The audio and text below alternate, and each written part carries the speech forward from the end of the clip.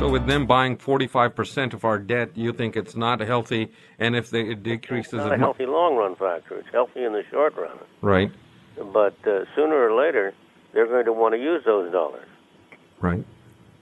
And if they consequently start selling those bonds to use those dollars, that could have a very negative effect on the bond market. Well, don't say a very negative effect. Okay. Again, you have to have a sense of proportion Mm-hmm. and of quantity.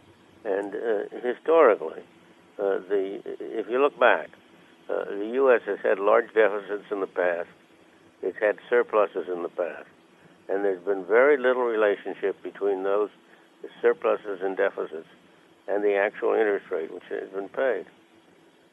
And that, as I say, is because you're talking about a world market for credit, which is vastly larger than the U.S. government market.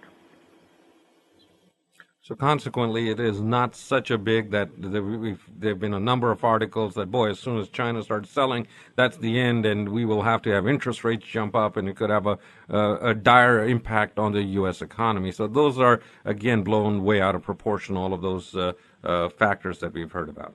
Absolutely, I think so. Let's talk a little bit about globalization and U.S. jobs. There's been a lot of talk about the exporting of America. The jobs are going from here, they're going to China, they're going to India. Is there any hope for the U.S. worker? The U.S. worker has a higher level of income today than any worker in the world has ever had in history. You know, there's all this talking. You would think from the talk that we're in a depression, that people are starving and so on. The truth of the matter is that unemployment is relatively low. 5.6% is quite good compared to history, that average wages are high. As I say, if you stand aside, what do we have? We have economic growth. We have a high absolute level of living. Our average income is, as I say, as high as it has ever been anywhere. Under those circumstances, it's obvious that the so-called exporting of jobs is a good thing, not a bad thing. If we didn't export jobs, where would we find the labor to improve productivity and to increase national income?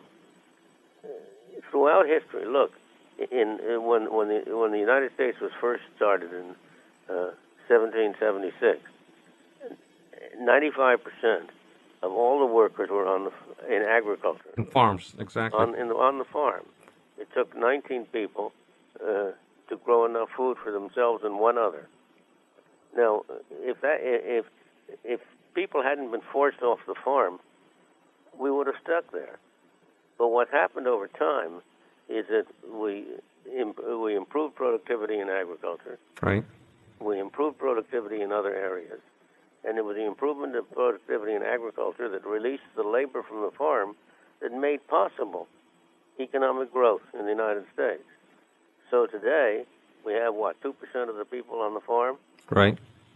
And that enables us to use the other people in everything else that we produce, eat, consume, and so on. So globalization is a way of making more effective use of our own labor force. It enables us to use American labor in those places where American labor is most productive. So it's the productivity increase. It's just like when we went from the agricultural society to an industrial society, and now we're starting to move from an industrial society to a technological society.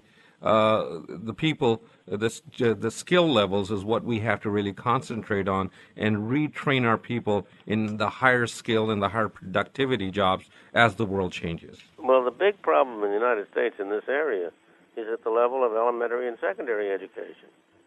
We do a very poor job. Roughly a quarter of youngsters drop out of school before they graduate from high school. And those are the workers who are the problem. But the problem isn't being brought to us by Mexico or China. The problem is being created by our own failure to have an effective school system. So we should put in more of our resources into schooling, more of our resources into job training, and raising the skill levels of our workers across the board. No, I don't believe. I think we should put less of our resources in it, but put it in more efficiently. The problem is that education is largely a government monopoly. Mm-hmm. And like every monopoly, it involves high costs and low quality. And what we need in order to improve the school system is a greater measure of private enterprise. That's why I have for years been in favor of vouchers, which will enable parents to choose a school for their children, which would introduce competition into education. And if you could get real competition and get rid of the monopoly status of education, I have very little doubt that you could do a lot better job at a lot lower cost. Dr. Friedman, let me do this. Let me take a quick break, then I'll come back. I would like to talk about some of the emerging markets and what is going on there, because this is such a fascinating subject, and it is such a political subject at this point in time. So let's take a quick break. You're listening to Market Wrap. I'm Mo Ansari. I'm going to take a short break, and I will be right back.